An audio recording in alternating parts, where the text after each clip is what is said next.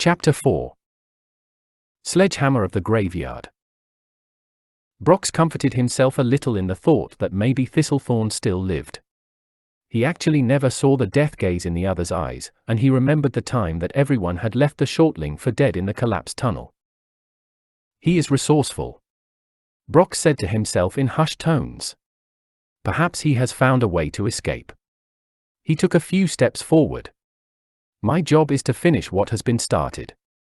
That's what he would have wanted.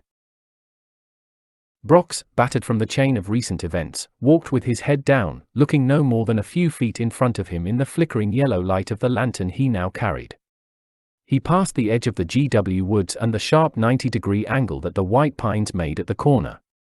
He could see the thousands of distant stars out of the corner of his eye, but he paid no attention to them tonight, which, being an ardent astronomer, was rare for him. Eventually, the stars faded from view, and he had guessed that the crown of some trees blocked them from sight. Then he noticed that the sound of the nightlife, mostly crickets, seemed to disappear, sounding fainter and fainter behind him. A warning signal in the back of his mind caused him to take inventory of his situation. He found himself standing in a coarse, crass, undulating mist that seemed to reach out and touch him, coaxing him to surrender his willpower. He turned to retreat, taking a few steps back the way he had come, but he found that his feet slipped into their starting place. He tried running toward the direction of the GW woods, but he made no progress. However, when he continued into the haze, he had no trouble moving. Shaking his head perplexedly, the gnome stepped deeper into the grizzled, thick, savage-like environs of the grey fog.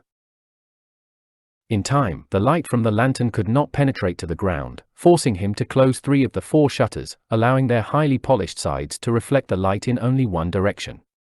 This cone of lamp light haphazardly reached the ground, showing him that he trod on a chipped, weathered, cobblestone path. He turned around to see what lay behind him. To his shock, he saw nothing there, absolutely nothing.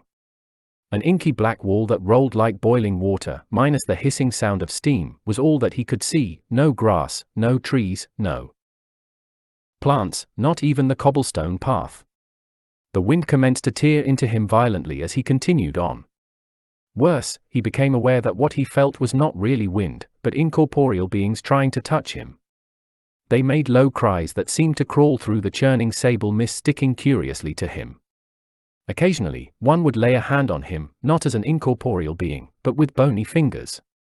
Brox noticed that the haze did not have the wet feeling of a morning fog but a dry, cold, lifeless sensation that sapped a person's strength.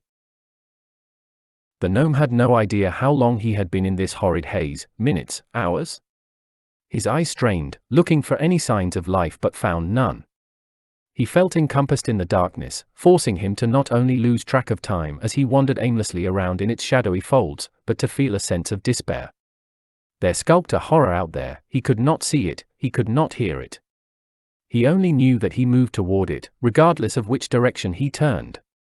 He even tried to stop walking, but he then felt the bony fingers of unseen nightmares grab him and pull him forward. All the time, he felt a deadening sensation that numbed him to his surroundings, tempting his willpower to just give up and surrender his mortal existence. This feeling persevered, lingering all around him, wearing him down into a blurred boredom, bringing a sensation of listless lethargy. Once, he found himself lying on the ground, no longer conscious of his surroundings, seeking for a pillow that did not exist. Perhaps it was a subconscious warning or the bony fingers of many skeletal hands carrying him to his final destination, but he jerked awake, twisting out of the hands that had laid hold on him. He had to strain to stand up before he yielded to the temptation to lay back down and let the bony hands grab him again and take him away. He felt unbelievably feeble, but, gathering the diminutive amount of constitution that he had left, he pushed on toward a dull red light that emanated from a torch up ahead.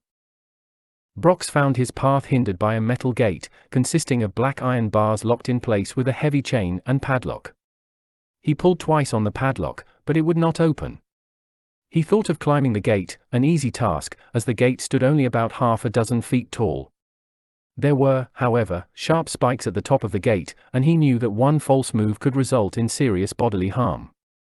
He did see a sign above the gate saying Dara Cemetery.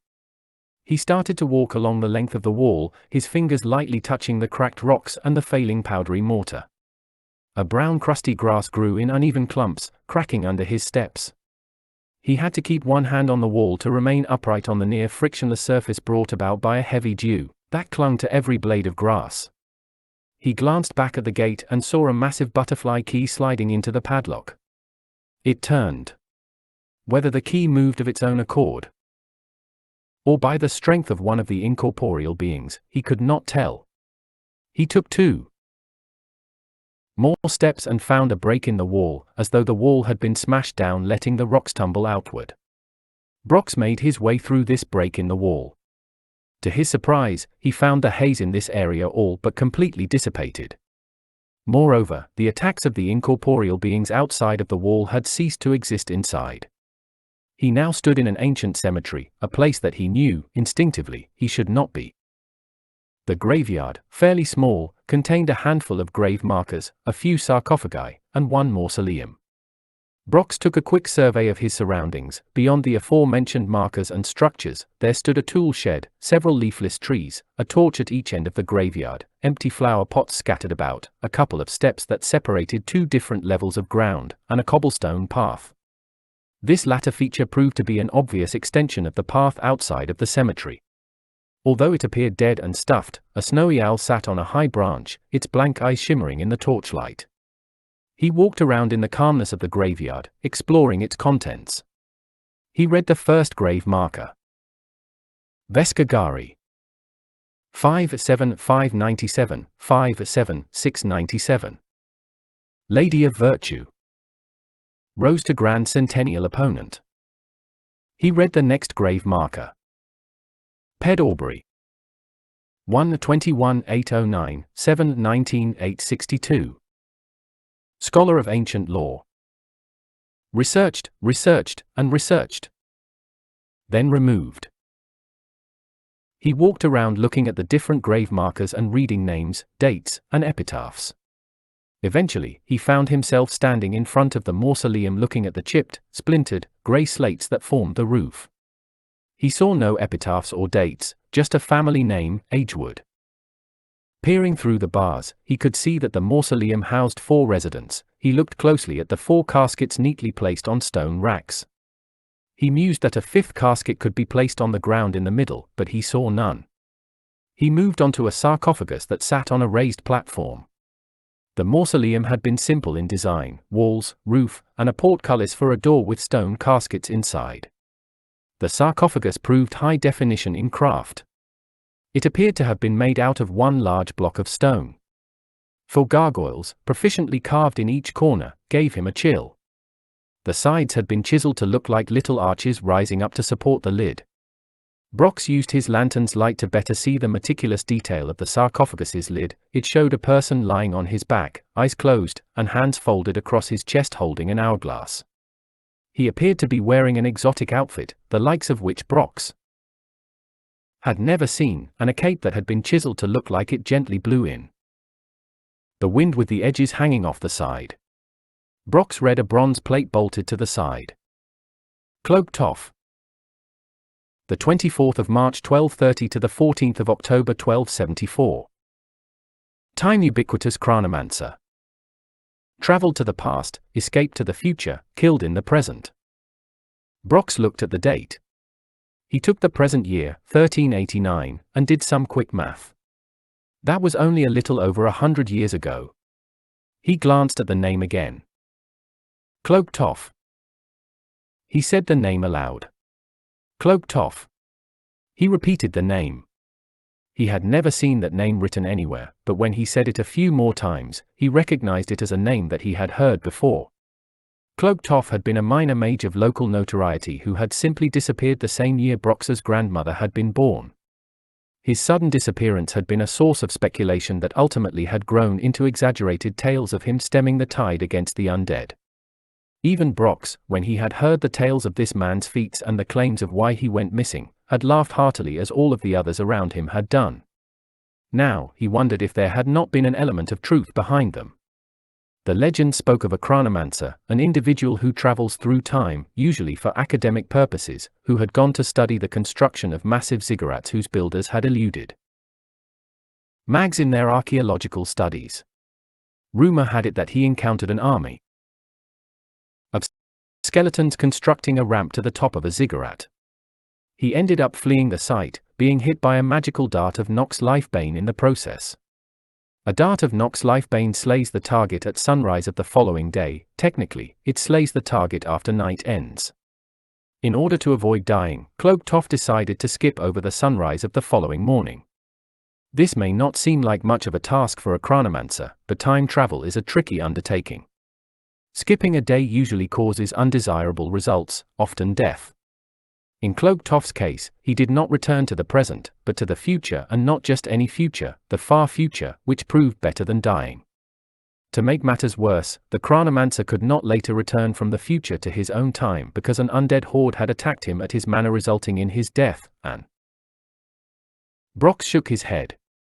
He did not have time to rehash old tales and their strange paradoxes. For the moment, he had to find a way out of here, if there was one. He went over to the tool shed, hoping that it might lend some clue as how to escape the cemetery and the dark wall of nothingness around it. He found the tool shed to be a small wooden structure, just big enough for one person to stand inside of it. He walked all the way around the tool shed, noting the many signs of routine upkeep, such as boards replacing others that had rotted out. Some of the boards on the floor appeared light-colored in nature, indicating that they had recently been laid down. Other boards proved scores of years old, soft from age and general wear. Looking at the door frame, he could tell that the door had been replaced at least 3 times. He took a cautious step inside. Finding many shovels, 2 rakes, a sledgehammer, a spade, flower pots, and a bag of carnation seeds. The seeds had obviously spoiled, having an ochre-colored fungus growing on them. He saw one other thing: 2 of the shovels had clumps of mud on them. He touched the mud-encrusted blade of one of the shovels, only to find it soft and moist. Fresh mud. Maybe an hour old. On impulse, he looked for a trail of mud that would have fallen from the shovel as it had been brought in. He found it, just specks, but enough for him to make out a trail. Brox followed the faint trail of loose, flaky mud along the cobblestone path winding through the cemetery. He soon found that it terminated at a freshly dug, 6-foot-deep grave. Next to this hole in the ground sat a casket made of cedar wood and brass fittings at each corner. Brox ran his hand along the side of the casket, plain in construction but of good quality. The casket lid was ajar slightly. Therefore, he flipped it open. Empty. He saw the inside covered with a white velvet, professionally layered and laced to look like butterflies, or were they moths? He thought it unusual that an empty casket would be sitting next to a freshly dug grave. As he pondered this, he heard a sound of chink, chink, chink coming from behind him. He turned to see a skeleton with a rock chisel in one hand and a thin hammer in the other, moving with the speed and skill of a dwarven blacksmith, chiseling away at a grave marker. If the skeleton noticed the gnome, it did nothing to acknowledge him, such as launching an assault. When it finished chiseling, the skeleton stood up, its bones rattling, sounding like broken glass in a box. The gnome thought that the undead creature would now attack. But it simply placed its tools in a leather sack, nodded at Brox impassively, and walked off into oblivion. Brox stood at one end of the grave and read the grave marker at the other end. A bitter sense of dread flooded over him as he saw what the skeleton had chiseled into the rectangular grave marker. Kin Bobby Brox. The 18th of May 1342 to the 4th of April 1389. Astronomer extraordinaire, read the clandestine moonscript. Brox remembered the words of the note he and Thistlethorn had read. Ghouls, zombies, and skeletons, too. The undead are coming to bury you. Do not bother to sleep in the darkness of night. They will track you with or without the moonlight. Soon, you will have a perfectly chiseled name. Tombstone, headstone, or gravestone, it's all the same. Drop dead and rot. For some odd reason, he felt the need to determine whether the grave marker with his name on it was called a gravestone, headstone, or tombstone. He closed his eyes as he repeated the words from the note. Tombstone, headstone, or gravestone, it's all the same. Obviously, he was entrapped in an elaborate scheme formed by a cold, sinister mind, longing to see his demise. Brox, so wrapped up in his musings, did not see the approaching misshapen, sinewy, disease-ridden, undead creature. A ghoul, that had been lurking behind a sarcophagus to hide from Brox, now made its presence known. It stepped up behind the gnome and used a special attack quite common for this type of undead creature, paralyzation. The vast majority of undead creatures, such as skeletons and zombies, are mindless. Ghouls are almost mindless, but they do have the capability of using cunning strategy when attacking, such as sneaking up behind their victims in the quietness of surreptitiousness. Therefore, Brox found himself completely surprised by the ghouls' method of attack. The ghoul did not claw, kick, punch, bite, or stab the gnome with a knife when it attacked. All it did was lay a hand on the other's shoulder, causing its undead curse to work its foul effect of paralyzation. After paralyzing its target, a ghoul, usually, would feed upon its victim, devouring the organs and muscles with delight and licking the marrow out of broken bones with its snake-like tongue. But this ghoul served some unseen, more powerful undead entity which had commanded it to paralyze the gnome and then leave. So, like the skeleton, the ghoul did its duty and wandered off. Paralyzation from ghouls, and spells of the same name, only affect the voluntary muscles, allowing normal body functions, such as breathing and the pumping of blood, to continue uninterrupted. Moreover, hearing and eyesight work with perfect clarity, too. This being true, Brox heard a metal grinding on metal sound coming from somewhere to his right.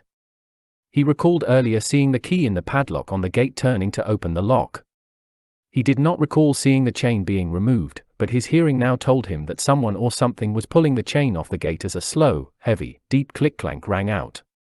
Out of the corner of his eye, he could see the gate opening. A dire warning in the back of his mind told him to run, but the paralysis left his body feeling as though it had been cast in concrete. Although he could not feel anything touching him, he could see the ground moving away in a stutter, indicating his being picked up in uncoordinated jerks. Every fiber of his body screamed that he go into action, but he simply could not move. He hoped against all reason that this experience was not true, but obviously he was being placed in the empty casket. Down he went, into the casket, on his back. At this time, he could see those placing him in the casket, horrible, hideous, gaunt figures, wearing long black robes like courtroom judges, possessing faces that seemed to be a mix of white mist and bleached skull. They made no attempt to acknowledge the look of terror in his eyes. In fact, after being carefully placed into the wooden box, one black-gloved hand reached down and pulled his eyelids closed. The casket lid snapped shut with a simple click, followed by a hard jolt as the coffin hoisted into the air via some ropes.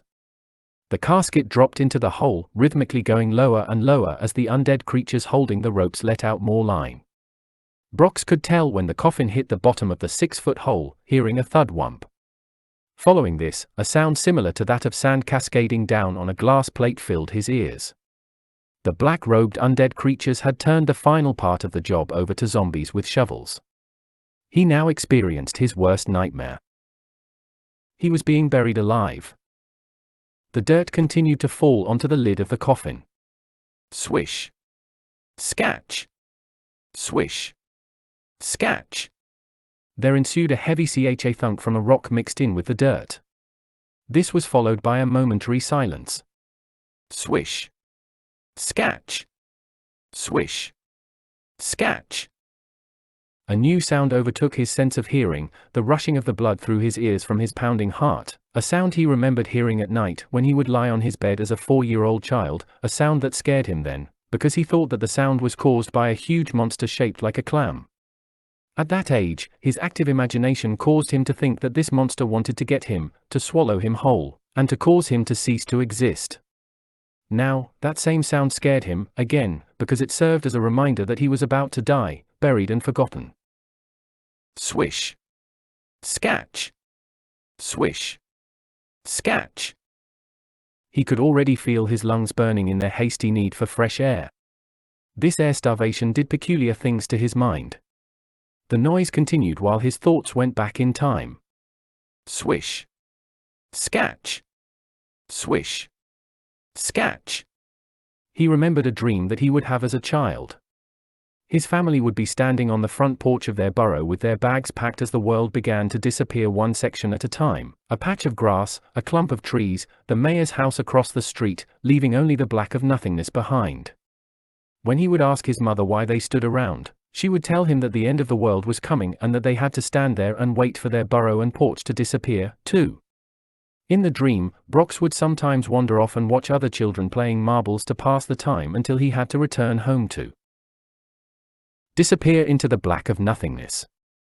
Eventually, he would wander back to his porch to await his family's turn to cease to exist. Fortunately, in his dreams, this never happened. Swish. Scatch. Swish. Scatch. Eventually, his mind turned to another childhood dream of age 4 that he found more pleasant. He and a friend would swim through the air in a neighbor's house. His neighbor's burrow had a rock tunnel in the living room, and as they swam along the side of it, the neighbor lady would wave and say encouraging things about their ability to swim. When they would enter the tunnel, a little gnomish boy would jump up and shout, "Boo!" Brox would smile and keep on swimming, having the time of his life. Swish. Scatch. Swish. Scatch. In a sudden snap, the gal's paralyzation wore off, freeing the gnome. Brox opened his eyes to find himself engulfed in the complete darkness of the coffin. His lungs afire with the need for fresh air, and knowing that there would be no latch or handle to open the casket from the inside, Brox gave 2 hard kicks which broke the lid off the hinges. This, however, failed to open the lid since the zombies had already piled nearly a foot of dirt on top. Using a power heave to open the casket, he mustered all his strength and pushed the lid open, allowing a cool wave of fresh air to rush in, giving him a chance to gain several deep breaths. He could not spend any more time focusing on breathing. He had to break out now. The zombies above, realizing that their victim attempted to escape, began to dig with their shovels faster than their normal slow speed, and piling on the dirt in greater quantities.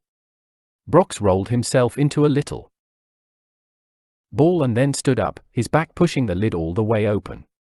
Several clumps of dirt with bits of rock and plant roots pelted him as the zombies above dropped shovelful after shovelful upon him. Ignoring the dirt cascading down upon him, Brox dug his hands into the earthen wall and began to climb. Zombies are undead creatures that are both similar and different from skeletons. Skeletons consist of just bones, but zombies consist of bones and flesh. The flesh of these horrors may be in different states of decomposition, ranging from recently deceased bodies to advanced stages of decay that expose internal organs and reveal raw muscle. There exists a notable difference between skeletons and zombies. Skeletons make a clattering sound with their teeth when trying to communicate, and zombies, still in possession of their vocal cords, communicate with low moans. Being mindless creatures, it is not understood how or why they communicate with one another. Yet, it is well known that they can. The zombie-skeleton major difference is their speed and strength. Skeletons are as fast but feeble. Zombies are very slow. They move about half the speed of a skeleton. However, zombies possess 4 times the strength. Brox worked within these parameters of the zombies, slow speed and tremendous strength. Being directly underneath one zombie that wore a tattered and frayed, dark cobalt robe, Brox climbed up when the zombie dug a shovelful of dirt. Since the undead creature proved very strong, it managed to dump hefty amounts of earth on Brox. At these times, Brox dug his hands as far as he could into the earthen wall and held on while pelted from above. This strategy worked so well that Brox never got knocked back into the hole. As he pulled himself onto the ground, clutching at a small boulder, the zombie in the robe tried to bash him with the shovel. The other 3 just looked into the hole, wondering what to do. Brox dodged the shovel and rolled sideways, coming up on his feet. As the zombie raised its shovel to try to bash him again, Brox pushed the undead creature backwards. It fell into the grave with a sickening thud as its liver and heart ruptured through its chest cavity upon impact. It just lay there, acting as though being in a coffin was the most natural thing for an undead creature. Eventually, it settled itself in a bit more, reached up, and pulled the lid closed. The other 3 zombies, absent-mindedly, went back to shoveling dirt into the grave, burying their comrade in the casket.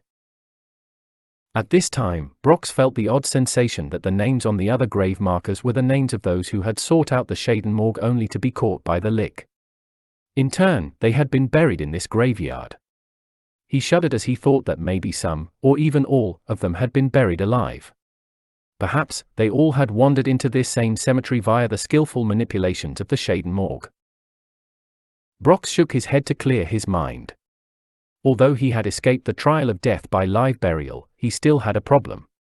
He did not know how to get out of the graveyard and the void beyond it. Worse, it was just a matter of time before someone, perhaps the Shaden morgue, figured out what had happened and more nightmares were sent to deal with him. Brox walked to the gate and found it still open. The cobblestone went about one step beyond the cemetery and ended at the edge of the black nothingness. He then went to the section of the fallen wall through which he had entered into the graveyard and found the same thing, one step and then the black nothingness. He followed the cobblestone to the other end of the cemetery and found another gate. It was locked via a large chain and padlock. It did not matter whether the gate was locked shut or not, because beyond the gate was about one step of cobblestone and then the black nothingness. Brox went walking around the burial ground, looking for any means by which he might escape. While examining the Agewood mausoleum, he heard a clank of a key from the far end of the graveyard. He watched in quiet dread as the padlock opened with a thunk and followed by a clink, clink, clink, clink, the sound of the chain being pulled off by a skeleton. Unlike the other gate, this gate swung open easily as if it had been well oiled. The skeleton walked in with a couple of zombies in tow. After making their way to the tool shed, each zombie grabbed a shovel while the skeleton picked up a spade. A moment later, the zombies began digging a new grave with their shovels. The skeleton spent its time working loose the grave marker with Brox's name on it. It took the gnome no time to figure out that the new grave was being dug for him. Meanwhile, in walked, not one, but two ghouls with the obvious intent of paralyzing the gnome so that he could be buried alive. The first ghoul looked normal size, but the second one stood a generous foot taller than the first and about 100 pounds heavier. Moreover, Brox got the strange feeling that these ghouls might try to devour him. In one hand, the bigger ghoul had a femur bone with strands of muscle, ligaments, and tendons hanging off it. The undead creature constantly chewed this, pieces of muscle clinging to its teeth. The two ghouls started hunting for Brox. Their keen sense for living flesh made it an easy task for them. In response, Brox cast one of the few minor illusionist spells, a common one for most gnomes, that he knew, Dubaka's image. Dubaka's image allowed Brox to create an identical image of himself. This image would walk around and interact with the environment. Dubak, whom the spell was named after, had been a mischievous youngster. He had been the type who worked hard to get out of his chores so he could go to the lake where he would skip stones, swim, and fish. Most gnomes do not have the ability to use magic until they are in their late teen years, but Dubak had been able to perform simple parlor tricks from the illusion school of magic since a toddler, a rare, but occasional trait among gnomes. His afternoon job, while a youngster, had been to pull weeds in the garden, talk to rodents and tell them to leave, and water the various plants. To avoid this work, he had managed to create an image that was really just an illusion of himself. The illusionary image pulled weeds, talked to rodents, and watered plants. When his mother would look at him in the garden, she saw him working, not knowing that it was all an illusion. The real Dubak would be down at the lake, wasting the afternoon away in idle pursuits of recreation. The great drawback of this spell was twofold. First, Dubak only had about an hour and a half to be at the lake before the spell wore off. Second, after the spell did wear off, the weeds that had been pulled would reappear in the same place. The rodents that had been told to leave would be feasting on the carrots, lettuce, and radishes, and the watered plants would be in dry patches of dirt, showing signs of wilting. Nothing was permanent, because it was all an illusion. Dubak had managed to get away with the charade for over a week before the harsh reality of a poorly kept garden became obvious to his parents. Eager to confuse the ghouls, Brox used this same spell. He hoped that the undead creatures would attack the illusionary decoy image while he sought for a way out of the graveyard. To cast the spell, Brox spoke a cacophony of words that sounded like a cross between a broken gibberish of a child and the chirping of a bird. There appeared a shimmer in the air a few feet away from the tool shed, and an identical illusionary image of Brox formed. The image, however, did not move, and Brox feared that it would just fade away. He thought maybe he forgot to say something and took a guess as to what that was. "Semet," said Brox forcefully, giving a hard nod of his head toward the illusionary image. He heard a low muxty sound that made him think that the spell would fail. Then, the illusionary image made the same hard nod of its head and started walking toward the tool shed. Opening the door, this false being entered the tiny structure, rummaged around for a few moments, and exited carrying a rake, a little shovel, and a handful of carnation seeds. Brox knew that the carnation seeds in the tool shed had spoiled, but these looked like good seeds. This did not surprise Brox, since he knew that it was all an illusion. The illusionary image walked around the graveyard, digging up dirt and placing it in some empty flower pots that were stacked haphazardly next to a dried-up stone water fountain. After that, it planted a seed in the flower pot and raked smooth the ground where it had dug up the dirt. The illusionary image had managed to go through this routine a full 3 times before the smaller gal took notice, letting out a heckling groan to alert the other undead creature. Both gals rushed the illusionary image, hissing with a sinister hatred for the living. Brox had expected the gals to mercilessly tear into the illusionary image, clawing and biting, but they did not. Instead, they stopped short of it, looking confused. Although they often raid graveyards and dig up and devour corpses, gals have an extremely keen sense of finding living flesh to greedily consume. It is part of their undead nature to work themselves up into a frenzy when hunting for the living. They always did this, unless commanded by a more powerful undead entity, telling them not to. The gal that had attacked Brox earlier, paralyzing him, had been commanded to only immobilize the gnome. These two had been commanded to destroy Brox and throw his remains into a coffin that would be arriving shortly. Brox figured out that they were not buying into the illusionary image. He guessed they could tell that it was not living flesh.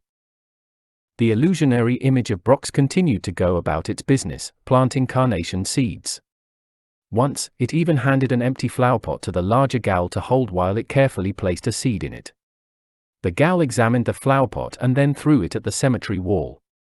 The illusionary image, undaunted, walked over to the flower pot, picked it up, and continued its charade by replacing the dirt that had fallen out when the flower pot had hit the wall. While this transpired, Brox did not remain idle. He had been thinking of how to get out of the graveyard. He knew that he was under a curse, and he knew that being in this place was the curse. Moreover, he remembered his mentor from earlier years saying that with every curse there was always a way to break it. Always, he mumbled to himself. In fact, the more powerful the curse, and being stuck in a cemetery to be buried alive was, obviously, an extremely powerful curse, the more palpable the clue had to be. Yet, it was a well-known fact that those who used curses were experts at hiding the said clue. Therefore, concluded Brox, he had most likely already seen the clue to break the curse but had not recognized it for what it was. With the gals present, he could not walk through the cemetery looking for the clue, so he had to resort to a mental walkthrough. Brox sat deep in thought. He placed a mental picture of both gates in his mind. Perhaps, if he walked through one of the gates backwards, then that would break the curse. However, there had been no clue, for example a sign attached to the gate bar saying, "Forbidden exit." Such a sign would have been a clue that one of the gates was linked to breaking the curse. If the gates were not linked to the breaking of the curse, then maybe the mausoleum held a hint. The name above the portcullis could hold the solution. "Agewood," said Brox to himself. Brox thought that there was a remote chance that the name Agewood was linked to breaking the curse. Was it an anagram? Wood age? Good or? We are good? A woe dog? Ultimately, he discredited any anagrams, waving his hand at a mental objection, and pursued another avenue of thought. He considered the sarcophagus. The most unusual thing on the lid of the sarcophagus was the hourglass. The hourglass looked out of the ordinary, but the hourglass held no hope for him. He had no timekeeping device with him. No hourglass. No sundial. Not even a small mantel clock. Maybe it was the names on the tombstones that held the clue. Or were they called headstones? Or gravestones? Tombstone, headstone, or gravestone, it's all the same. Brox's mind went back to the strange note written in the Canon of Fevers. Was the clue there? He jumped to his feet. Undoubtedly. As noted, those who used curses made it a habit to hide the clues to break the curse. The individual cursing him probably sent the note with the clue on it. Who would think to look for a clue on a note of that caliber? It was certainly true that the note had not been easy to read, being in a locked box without a key and being written in a language long out of use and uncommon in nature. He had it. The clue could be found in the fact that the grave markers were called 3 different things. Soon, you will have a perfectly chiseled name. Tombstone, headstone, or gravestone, it's all the same. That was an interesting way of giving a clue, a perfectly chiseled name. The curse would be broken if he removed his name from the grave marker. Brox peeked around the corner of the mausoleum, looking for the 2 ghouls. The larger one searched along the wall at the far end of the graveyard, one of its claws dragging on the rock of the wall, leaving a brown ooze behind. The other ghoul stood at the base of a dead tree, looking up into the wide branches for some sign of its quarry. Seeing that the coast was clear, the gnome sprinted over the soft mud toward the tool shed, rushed inside, and stepped back out with the sledgehammer in his hands. The tool proved so heavy and unwieldy that he had to do a half-run, half-skip toward the grave marker labeled Kin Bobber Brox. The zombies had managed to dig a hole 3 feet or so deep, making a pair of neat piles of dirt on either side of the grave. The skeleton that had the task of laying the grave marker in place had managed to set it at one end of the hole. Now, the undead creature started to straighten it. Its bones cracking, the skeleton knelt down beside the stone to push the base. Suddenly, the full weight of the sledgehammer smashed into its spine, shattering several vertebrae completely and breaking the skeleton into 2 parts.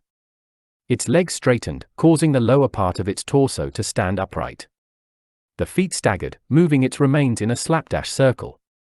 After a few such steps, it tripped and fell into the grave hole.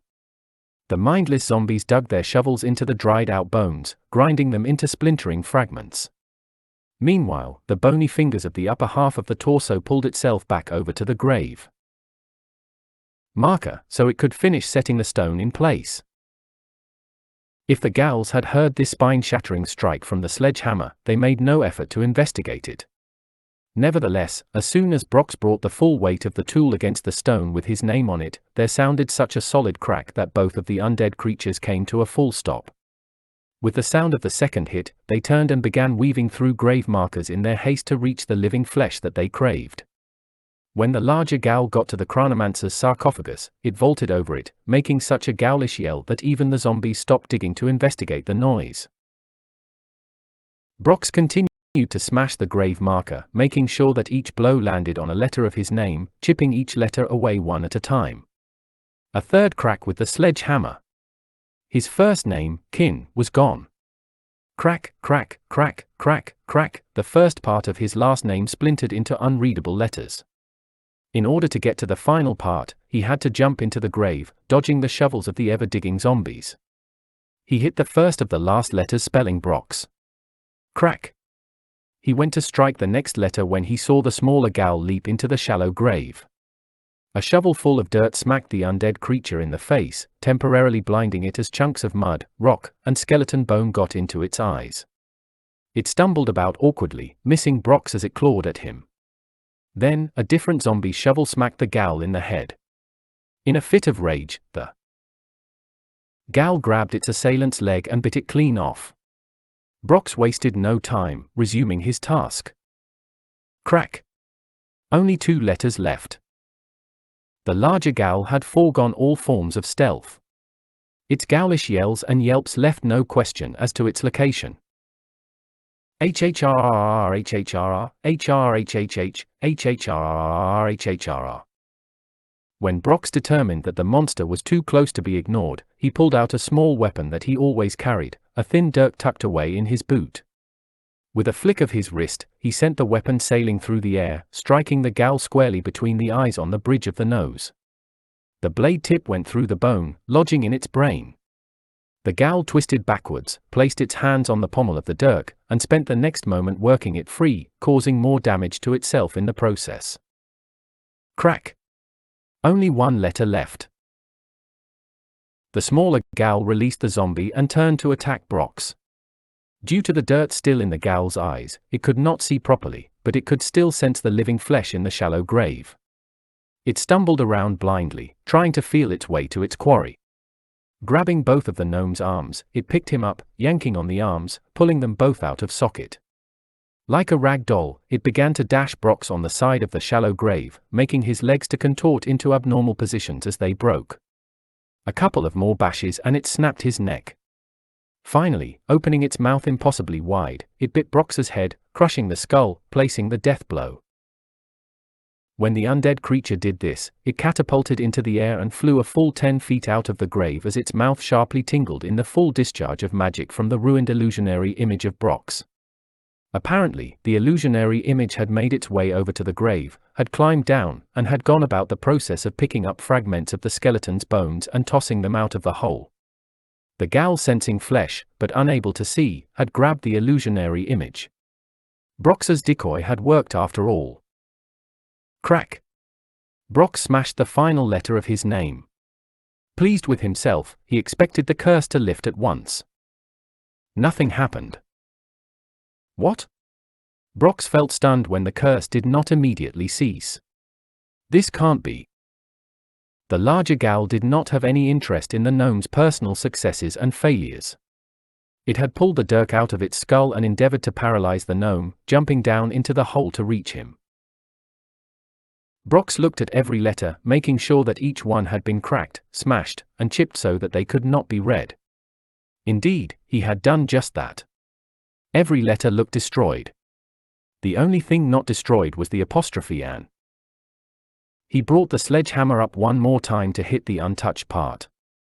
He started to swing, but he found himself too late. The gal's paralyzing touch had infected him. The sensation of numbness that he had experienced the first time he had been paralyzed raced through his body. He knew that he would just be forced to stand there without recourse. He saw himself falling face first toward the grave marker. Whereas he felt as rigid as the stone marker and unable to move his own muscles, the momentum of the sledgehammer remained unaffected by his condition. The tool, still in his hands, pulled him forward as it slammed into the grave marker, shattering the apostrophe, the final part of his perfectly chiseled name. With the total destruction of the name on the tombstone, headstone, or gravestone, there followed a whistling sound of a single high-pitched note being played continuously on a phosphorus copper flute. Subsequently, the graveyard became the center of a vacuum, pulling the air out of Brox's lungs, forcing him to fight wave after wave of dizziness. In his paralyzed state, he remained unable to move, but he could see each of the undead creatures being pulled one after another through the gate at the far end in a disconnected fashion that reminded Brox of a potato farmer harvesting his crops, pulling the potatoes out of the ground and tossing them arbitrarily into a basket. One of the zombies, still holding its shovel, slammed into a tree with such force that the blade of the shovel skewered the undead creature, impaling it to the tree. With the soft whisper of ghostly cries, each of the grave markers ripped out of their places and raced through the gate, crashing into one another. Grinding, fragmenting, disintegrating. The trees, including the one with the impaled zombie, shot toward the gate, shredding their branches in the process.